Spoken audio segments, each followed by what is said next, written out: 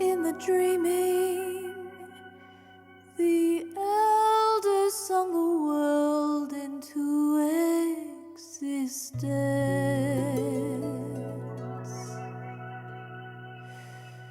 Every rock and every tree, every river, every stream was imagined in the minds of the first people. I always really identified with mermaids as a child. I grew up by the ocean. And mermaid mythology is particularly unique, actually, because in mythology they have these archetypal characters, and the female characters are generally quite limited to the damsel or the temptress or the witch. But mermaids are very different, and actually they're the only female characters in mythology that I'm aware of that have autonomy, because they changed their fate. They grew legs and came on Earth, and they had these deep emotional lives. And so I really wanted to explore that. But of course, nothing comes without a cost. There's always a price. And mermaids had to leave their home, but that soul of the ocean was forever beating in their hearts. So I wanted to capture that soul of the ocean in my music, and of course the harp really speaks to that sound. I really resonate with mermaids on a personal level because as a jazz musician born in Australia to non-musicians, as a jazz harpist born in Australia to non-musicians, it was going to be quite hard for me to follow my passion where I was born. And I had the opportunity through Kamak harps to move to Europe, and so I did, but I really did have to pick up sticks, grow legs, and move to the other side of the world to pursue my dreams. So the main themes for Please Do Not Ignore the Mermaid were first, mermaid mythology, but second, I wanted to talk about the environment and climate change, particularly the role that the oceans play, and what better way to explore that than to use the voice of the mermaids. And so I wanted to shine a little spotlight on our forgotten gods, on our forgotten mermaids who are swimming in oceans full of plastic and oil spills and rising sea levels and rising sea temperatures. They're boiling in our oceans, and what would they be saying to us? So this was basically my link. This is how I wanted to talk about the climate change issue. I wanted to speak about it through the eyes and the voice of the mermaids who are living in it. As life has gone on, as the kind of human trajectory has progressed, we have become further and further removed from the natural world. And it is a problem, and it's particularly a problem in Australia with the rising sea levels and the bushfires, because we're not using native, indigenous knowledge to look after our earth. So Please Do Not Ignore the Mermaid, that song in particular, I imagined how would the Yorks be feeling now? And I imagine they'd be screaming at us.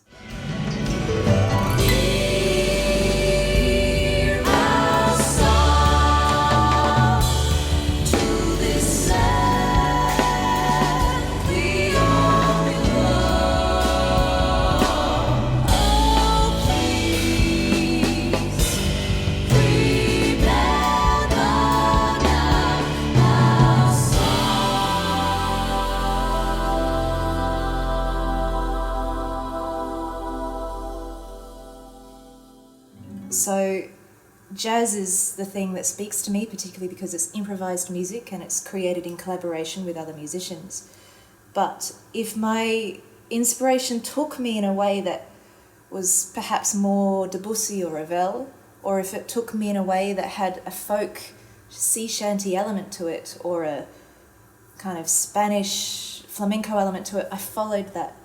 I didn't want to be defined. Just as water flows through cracks, I let my creativity flow. I adore jazz. My absolute queen is Dorothy Ashby. She's the greatest. So I hoped to follow on from where she left off. And then more modern times, Joni Mitchell, I adore her, and I adore that she also didn't put boundaries around her creativity. Every instrument has a role that they play, and the harp has a role, and perhaps I'm lucky to be born in this time as I am, when people are starting to be excited about discovering its role. Because I get to leave my mark on the instrument and on the medium of jazz and carry on from Queen Dorothy and Alice. Harmonically speaking, the harp has all of the possibilities of a saxophone or a piano. I can play bebop lines, I can play modal music. There's nothing that the harp can't do from a jazz point of view like that. It's a jazz album, and the harp does have its place in an ensemble, in an improvising ensemble where people are reacting to each other. And that's really at the heart of this album, is to put the harp in an ensemble of brilliant jazz musicians and see what happens. There was a looseness to it which we really wanted to capture, because jazz is the sound of surprise, and you are never quite sure what somebody's going to throw out, and you can't ignore it. I play with Phil Merriman on piano, Ed Barber on the double bass, Dave Ingemels on drums, and Tommaso Starace on soprano saxophone. And we've been playing together for a good many years now. And so I guess we do communicate and hear each other on a deep level, but I think what makes the way that we play together beautiful is the fact that we're all very good friends, and there's a lot of respect. And yes, it's my name on the project, but I don't feel like I'm the boss and they work for me. We collaborate together, and I feel like they bring me their best and they're honest with me. So it's a really privileged position for me to create with people of that caliber. Lots of people make a distinction between classical music and jazz music. The musicians that I love the most tend to not make that distinction so much. If you can get a truly beautiful sound out of your instrument, and then on top of that you've got all of the language of jazz and the ability to improvise in real time with other people, I think that's where you get a really special sound. And if we captured that on the album, then hallelujah.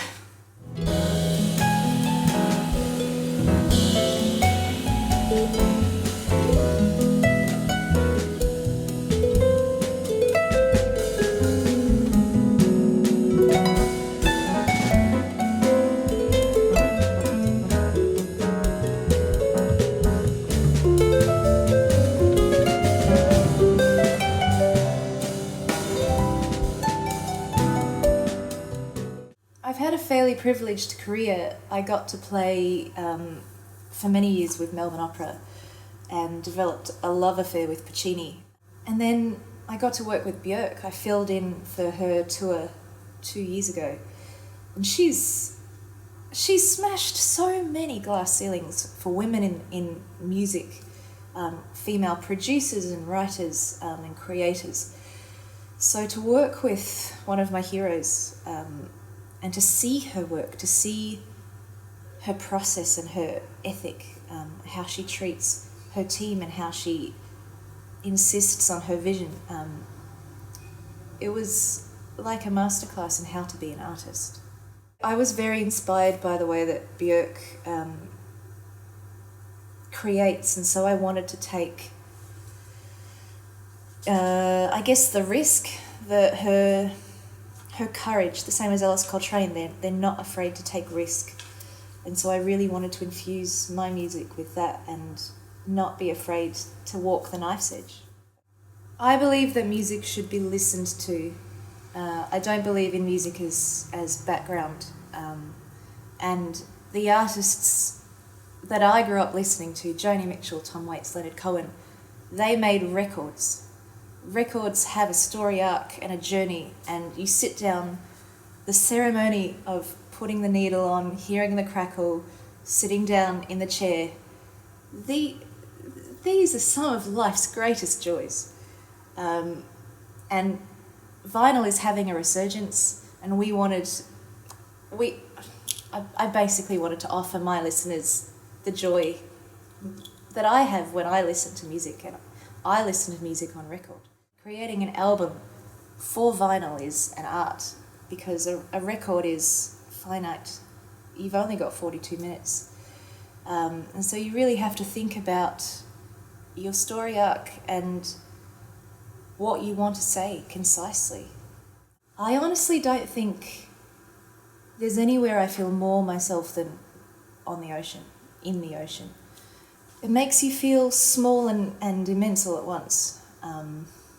And the harp really captures that depth and that rolling essence of the sea. And then when you sing, as I do, you can scream into a storm, and it's the greatest feeling. I hope that you get hooked, that you're seduced by, that mermaid siren call, and you stick your head underwater and you discover a world that you never knew was there. I would say that this record sounds like the sea. It's deep and expansive. At times it's gentle and enticing. Other times it's quite aggressive, like the ocean can be. I'll say the album has a dreamlike quality, but it wasn't intentional. I didn't set out to write like a soundtrack to a film. I wrote it in the bath. I researched mermaid mythology, and I thought on the various mermaids and their particular tales and how it might be relevant to a particular aspect of ecology or social commentary. And then I explored it.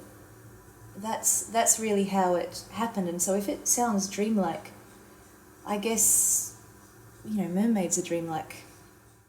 There was a part of me that was quite conscious of creating something that hadn't been heard before. Please do not ignore the mermaid is kind of my artistic flag at the top of the mountain. This is my statement of who I am as an artist. I wanted to say, this is where I am and this is how I sound, and let's go, come with me. So many great musicians did it despite what was going on at the time. And this is different. People aren't playing the harp in jazz in this way, and the writing is quite out there. So I do hope that the jazz community like it, and I do hope that actually the wider community likes it. But also it's a dare. It's a dare to follow me into the great unknown. And I hope that people do, because it's going to be exciting.